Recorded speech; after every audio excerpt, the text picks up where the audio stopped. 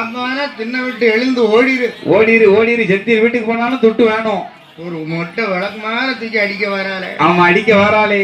6 லட்சம் பொண்ணுடமையும் வாங்கிட்டு வாங்கி விட்டு அந்த பாப்பான செத்தவனை பாப்பானே சரி திண்ணை விட்டு போயிடவா காத்திருந்து தூங்காதடா.